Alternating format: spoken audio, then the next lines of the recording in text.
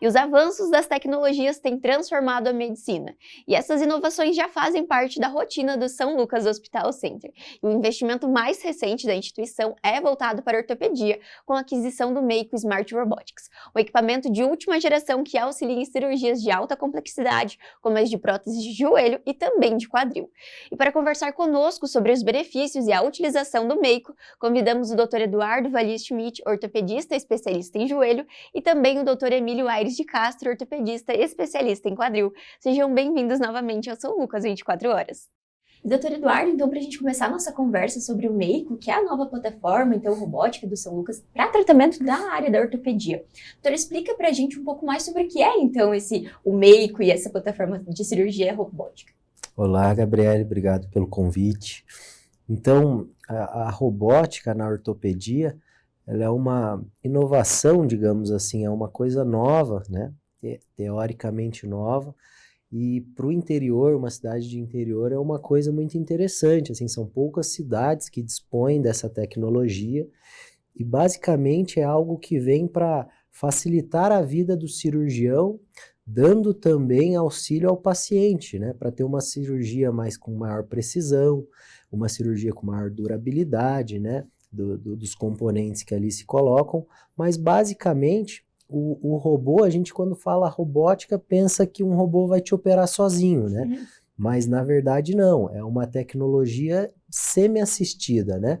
Então ela faz uma programação prévia da parte de planejamento cirúrgico, mas aquela prótese, apesar dela ter um braço que tem os componentes que vai auxiliar na cirurgia, mas a gente chama ela de semi-assistida porque ela também necessita de um cirurgião para manusear ela. Então é uma robótica que nos dá maior precisão, nos dá um planejamento mais adequado, mas ao mesmo tempo eu também tenho controle sobre aquela cirurgia, o que é uma coisa muito interessante para nós, né?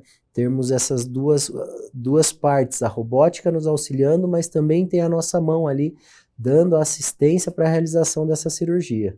E o doutor, é muito importante que o doutor falou sobre essa questão do auxílio de fato, né? Esse que é o diferencial, ela não substitui, né, doutor? Isso é um ponto muito importante de falar, é justamente um auxílio para a cirurgia, certo?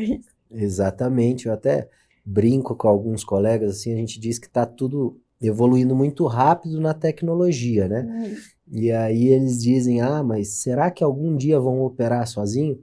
Mas a gente, assim, a população no geral tem um receio de você operar por um robô, né? Talvez não seja uma coisa muito distante, mas hoje, atualmente, a minha opinião é que eu não colocaria também meu corpo para ser operado por um robô ali sozinho.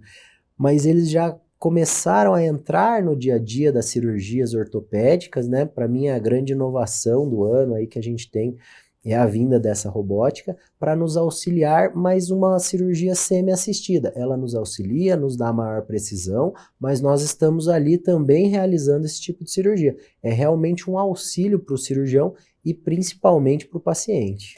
Isso é muito importante também. E o doutor comentou agora um pouco dos benefícios também, já trouxe para a gente algumas diferenciais, mas doutor Emílio, de que maneira, então, o Mako traz também uma diferenciação das técnicas cirúrgicas, do modelo de cirurgia mesmo tradicional, agora utilizando essa plataforma?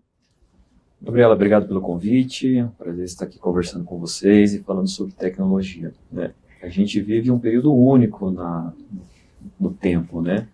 Com o advento do robô, com o advento da inteligência artificial, então os mecanismos que estão trazendo para o cirurgião são mecanismos muito interessantes.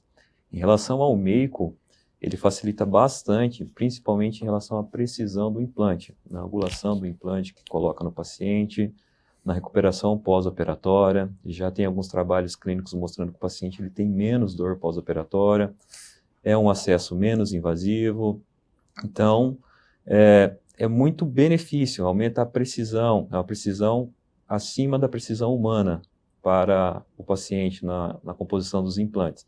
Então isso é muito interessante, isso é incrível para nós cirurgiões. E doutor, precisa de uma capacitação para a utilização desse aparelho? Então é necessário que o médico faça algum tipo de curso? Como que funciona também? Porque tudo que é novo também necessita, né? A gente precisa de mais conhecimento. E como que seria nessa área também da medicina? Isso existem diversos tipos de robôs, né, que realizam esse tipo de cirurgia. e cada robô você tem que ter uma certificação diferente para a utilização dessa robótica, né? Eu utilizava em Curitiba um outro tipo de robô, então eu fiz a certificação desse robô para essa outra marca de robótica, vindo essa outra marca, que é o Meiko da Stryker, então é um outro tipo de certificação. Então são aulas teóricas, uma parte prática que é realizada em cadáver e as primeiras cirurgias supervisionadas, né? E a partir disso você está apto a realizar essa cirurgia sozinho, né? Com a sua própria equipe, mas você tem que ter essa certificação previamente. Tem que realizar o curso para a certificação dele. Que bacana, isso traz também ainda mais segurança sobre o que está sendo feito, né, doutor? Para o paciente também entender que tudo foi muito pensado, muito planejado, não foi apenas, né, mais um aparelho. Não, ele tem uma utilização e também os médicos estão preparados, não só os médicos, mas a equipe também toda do hospital, né, doutor? Porque é algo diferente, que demanda também todo um preparo da equipe de enfermagem para lidar também, certo? Com certeza. A gente tem que fazer preparo da técnica, do circulante da sala, até da parte da anestesia muda. Eles até têm um rapaz que ficam lá, que é engenheiro no início de software, se eu não me engano, para fazer esse manuseio da robótica, né? Então, é uma coisa que acaba aumentando o número de treinamentos, né? Mas que eu vejo que é uma coisa que vem para o bem, né? É uma coisa assim, todos treinados ali, você acaba minimizando os erros, né? Com certeza.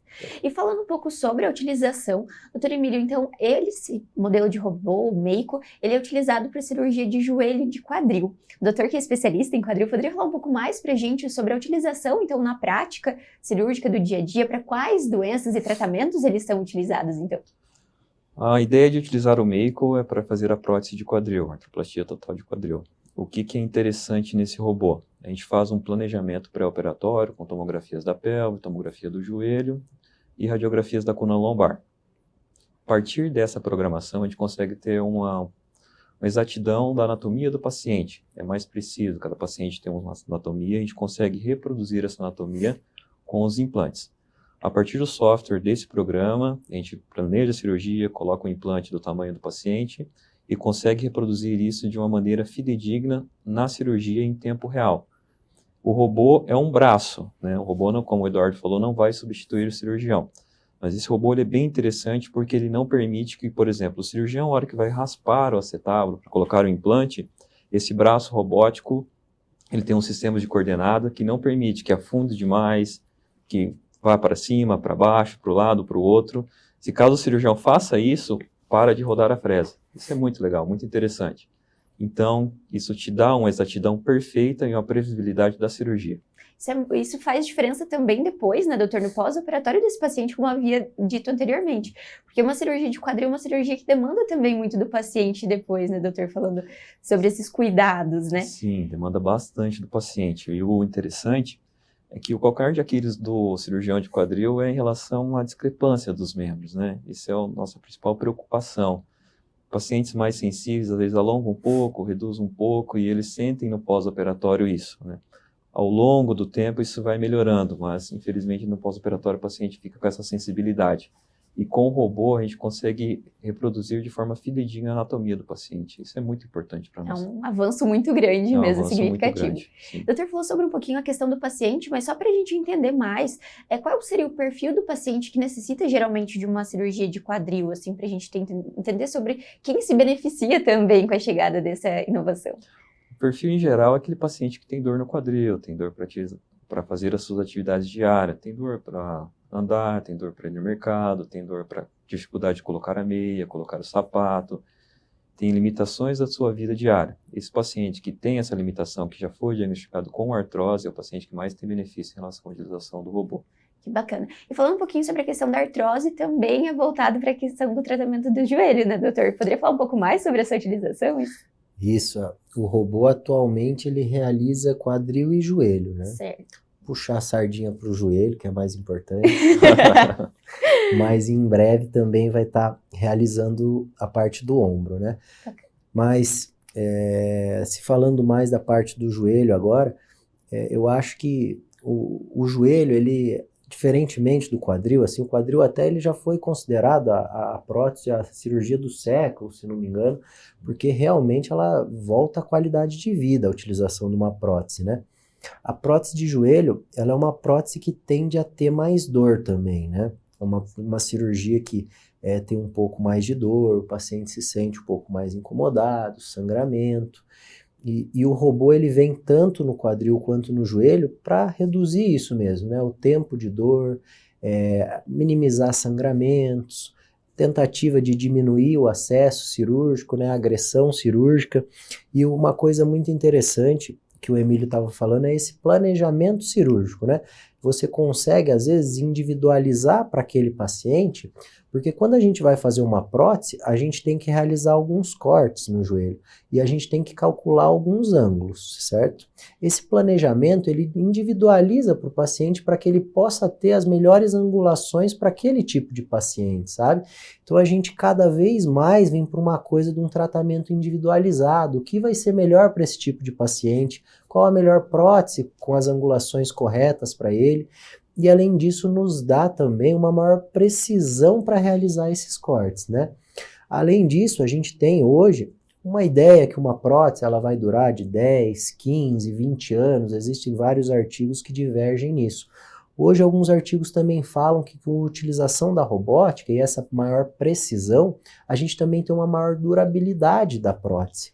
Então, isso é uma coisa também que vem como um avanço muito importante para nós, porque às vezes a gente planeja uma prótese, mas a gente sabe que tem que revisar ela. Talvez com a robótica a gente consiga estender isso e essa prótese ela consiga durar muito mais tempo. O paciente tem menos dor, tem menos sangramento, menos tempo de internamento e também tem uma maior durabilidade e uma maior precisão, uma coisa individualizada. Então acho que esse é o grande ganho para o paciente, né, digamos assim. Em questão do cirurgião, claro que nos auxilia a ter maior precisão e a gente, no final da cirurgia, sempre a gente faz testes dos ligamentos ao redor do joelho, né? Quando a gente tem a robótica também, ele nos dá em tempo real. Se esse ligamento ele está com uma abertura correta, esperada, será que a gente precisa fazer uma liberação maior desse lado para que a prótese fique mais encaixada? Então, assim, eles nos dá também um geral, não só da parte do joelho, né? Quando a gente está colocando uma prótese numa artrose, mas também uma visão geral do joelho. Que bacana, então, é algo que ele realmente cuida desse paciente e te dá essa possibilidade de olhar para o paciente como um todo também, né, doutor? Exatamente. E falando um pouquinho sobre a questão da reabilitação, o doutor falou sobre esses benefícios que o paciente tem, mas como que seria esse paciente? O doutor pode falar primeiro sobre a questão do paciente de quadril, depois de joelho, para a gente entender como que é o pós-cirúrgico, não só da cirurgia também robótica, mas assim, as diferenças de uma para outra, o que esse paciente precisa, como que vai ser a vida desse paciente no pós-operatório, doutor? Só um adendo em relação ao robô, ele nos dá uma precisão também muito interessante em relação a erro de angulação. A precisão do robô no quadril, a angulação é de 0,5 graus em relação à angulação, em relação à discrepância ao tamanho é de 0,5 milímetros, então é praticamente perfeito. Isso reduz bastante o índice de luxação e também aumenta a durabilidade da prótese, que foi o que o Eduardo estava comentando. Então isso é muito importante para nós, né? É bem interessante. Em relação à reabilitação. Como você faz a cirurgia menos invasiva, você reduz a agressão a partes moles, o paciente tem menos sangramento, consequentemente no pós-operatório ele vai fazer uso de menos antibiótico, de menos analgésico, desculpe, e também vai depender pouco menos da fisioterapia. Tá? Isso acaba ajudando bastante na reabilitação desse paciente, ele sente menos dor pós-operatória e tem uma confiabilidade maior. Pós-cirúrgico. E o doutor falou sobre a questão dos milímetros, né? E quando a gente está falando de cirurgia ortopédica, justamente, assim, são, a olho humano, são coisas mínimas, mas que faz diferença depois para esse paciente, né, doutor? Faz diferença de fato, sim, né? Faz bastante. 0,5 milímetros é imperceptível quase ao olho humano, né? Mas que no dia a dia dele vai ter impacto também significativo. Bastante. Doutor, falando na cirurgia de joelho também, o doutor poderia complementar sobre essa questão da reabilitação no pós-operatório? No pós-operatório do joelho, a gente tem um mito que os pacientes sempre pensam de realizar o procedimento cirúrgico, eles sempre me pedem, né? Ah, mas quando que eu posso caminhar? Quando que eu posso voltar a ter minha vida, né? Então, com a utilização da prótese com a robótica ou sem, nós já liberamos aí para o paciente ele caminhar normalmente no outro dia da cirurgia. Então, é uma cirurgia que realmente tem uma reabilitação um pouco mais rápida.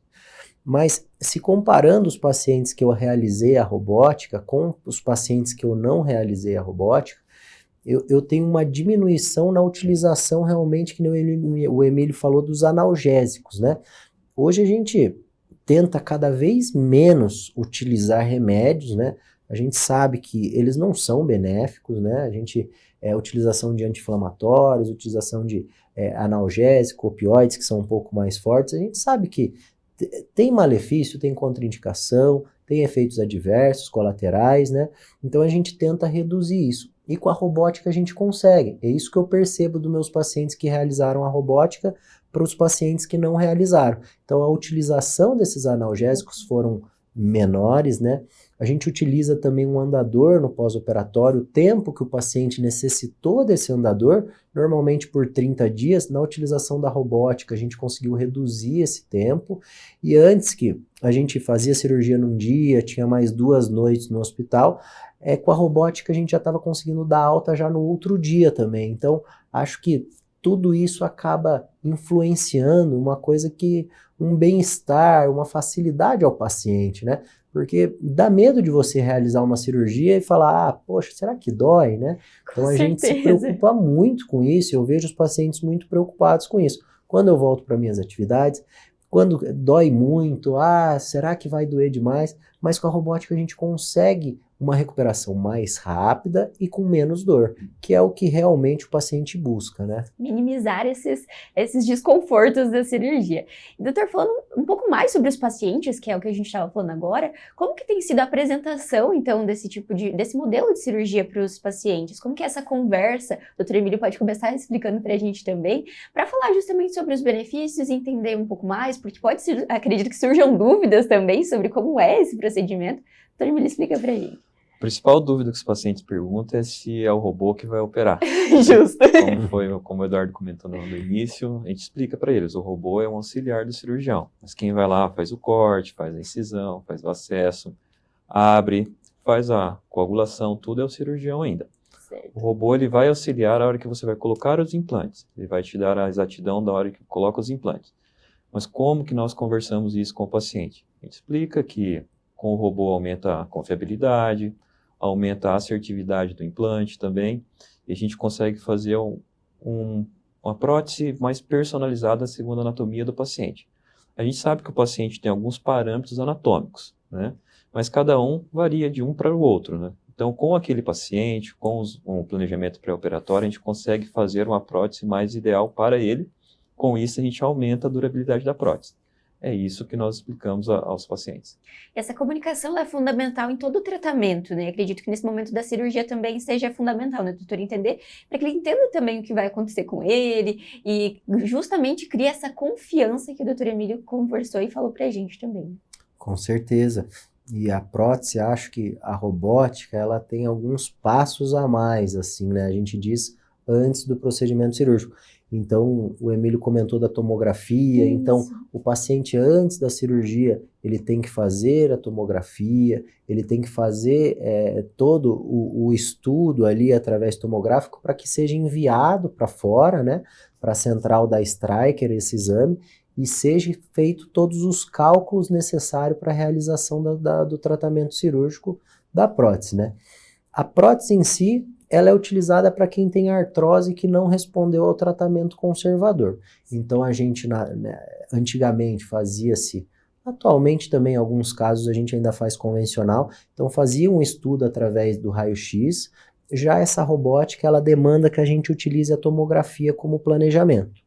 Então fez o planejamento, o paciente passa por todo aquele processo pré-operatório, comum de cardiologista, anestesista. Eu sempre digo assim que o paciente, a gente tem que ter segurança para o procedimento, né? É uma cirurgia eletiva que a gente está fazendo, não é aquela coisa de urgência, emergência. A artrose que precisa de uma prótese, ela é eletiva. Então a gente precisa preparar muito bem esse paciente, às vezes algumas correções ali de alguns exames, ou nutricional, déficit, para que se tenha realmente o melhor pós-operatório possível, né? Então esse preparo é fundamental para a realização da cirurgia. Planejamento é a palavra-chave, então, de fato, nesse caso, De fato. né, doutor? E falando um pouco mais sobre a chegada do médico, então, para Cascavel e região, acredito que como o doutor disse antes, é um diferencial muito grande para o interior aqui, né? E beneficia não só Cascavel, mas toda a nossa região oeste do Paraná. Doutor, explica pra gente, então, como que tá as expectativas e também, de fato, esse diferencial que o São Lucas agora traz aqui para nossa região. Doutor Eduardo pode falar, o doutor pode complementar também, fique à vontade. Eu acho que é uma expectativa muito alta, né, para todos nós.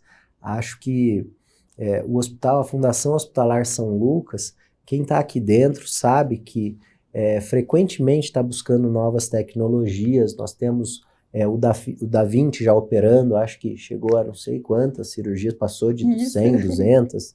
Então, são tecnologias que se eu fosse dizer para você há 10 anos atrás, quando eu estava em Cascavel, que eu fosse sonhar que teria isso, é uma coisa muito distante, né? A gente tinha que sair daqui para ir buscar novas tecnologias fora.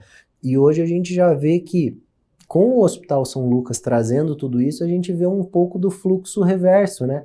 Então, aquelas pessoas que iam para capitais buscar esse tipo de robótica, de auxílio, hoje tem muita gente já entrando em contato com o hospital para vir operar aqui de outras cidades ao redor. Então eu acho que o caminho e a mentalidade da fundação, ela é uma mentalidade que só faz crescer, né? Tanto em qualidade, né? Não só em facilidades para o cirurgião, mas como qualidade para o paciente, né? Então eu acho que isso é o mais importante, a gente trazer coisas novas, fazer as certificações e não depender de sair daqui para ir talvez para uma capital, mas sim trazer as pessoas da região para que venham, não tenha esse deslocamento até a capital para ter esse tipo de tecnologia e ter aqui também no interior. Então é uma satisfação muito grande. Um acesso diferenciado também, né? Sim, sim. Só um adendo, né, até para a população saber, a tecnologia do robô não é uma tecnologia nova, né? O robô ele existe há mais de 15 anos. Lógico que essa tecnologia vem sendo refinada com o passar do tempo. Isso é bem interessante. E existem mais de 1 milhão de cirurgias já feitas no mundo. E o robô está presente em mais de 43 países. Então, não é algo novo, é algo que já vem sendo refinado ao longo do tempo. Em relação ao robô estar no interior do estado, a gente fica muito feliz com isso, né? Muito alegre.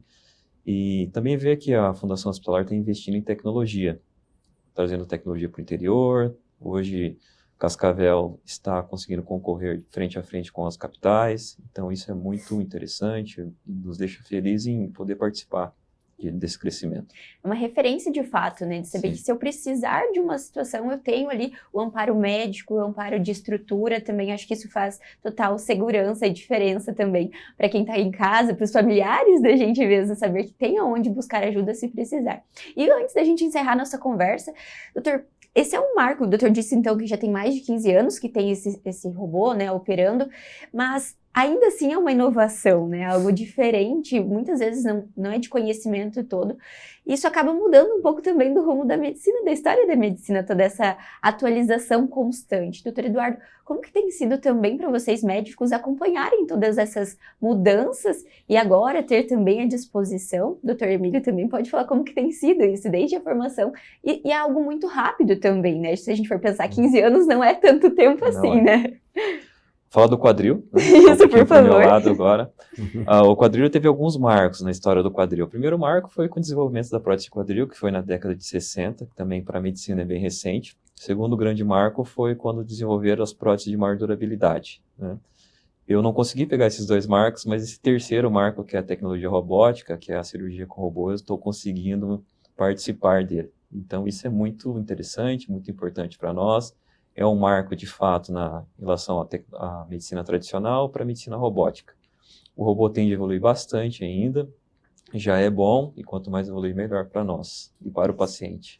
Também para ir chegando às outras áreas, como o doutor disse, a questão do ombro e também para as outras partes da ortopedia também, né? Sim.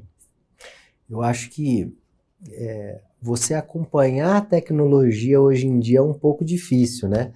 Mas como eu costumo sempre dizer para os residentes aqui, na medicina é uma coisa que você não pode nunca parar no tempo, né? Então, você realmente tem que estar sempre buscando novas informações.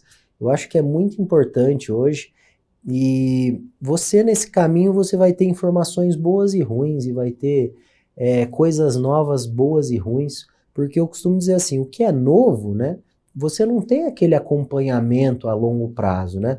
A robótica, como o Emílio disse, são coisa de 15 anos, a gente já tem muito paciente operado, que a gente viu que tem realmente, a gente tem artigos de 2 anos atrás nos mostrando a qualidade de vida desses pacientes, todos os benefícios já ditos aqui, mas a gente precisa realmente segmentar, né, o que realmente é bom para o nosso paciente.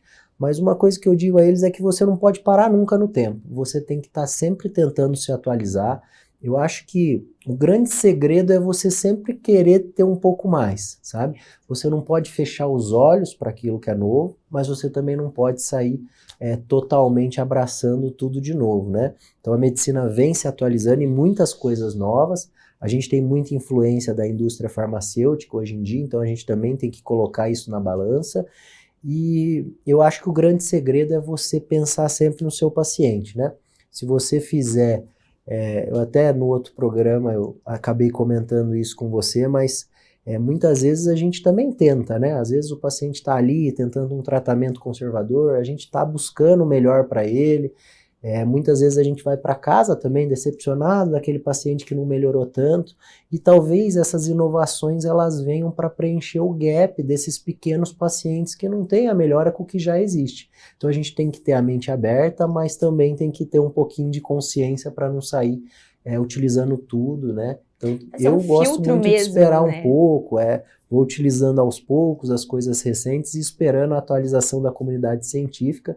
Mas você tem que estar sempre de olho nas atualidades, sai um artigo novo, nossa equipe ela tem assinatura de alguns jornais que são os mais importantes aí mundialmente, então a gente está sempre tentando se atualizar. Acho que a residência também não nos deixa se desatualizar, né? Sim. Todo ano vindo pessoas novas que a gente precisa ensinar, passar o que é de novo, eles questionam muito, então eu acho que você tem que ter a mente aberta e estar sempre disposto a aprender e querer, né? Acho Faz a diferença. Tudo novo. E até mesmo os pacientes, né, doutor? A gente vê um perfil de paciente também que pergunta mais, questiona mais muitas vezes, né? Vê na internet, vai procurar e também demanda do médico essa busca por saber e tentar sempre auxiliar no que for possível e também buscar essas atualizações, certo? Sim, hoje os pacientes eles estão mais instruídos, eles vêm com perguntas e perguntas bem pertinentes. Eu, particularmente, eu gosto bastante que eles perguntam e dá para explicar, dá para entender, ele entende quais são os benefícios, quais são os malefícios da prótese, que também não é só flores, né? Então você explica tudo, o paciente sai consciente, igual o Eduardo falou, a gente às vezes fica um pouco frustrado no tratamento conservador, que a gente não consegue dar uma qualidade para o paciente, mas eu acredito que com a tecnologia evoluindo vai melhorar bastante coisa, principalmente na medicina robótica, na medicina agora com essa nova inteligência artificial, que ajuda bastante na parte de filtros, de trabalhos, de artigos.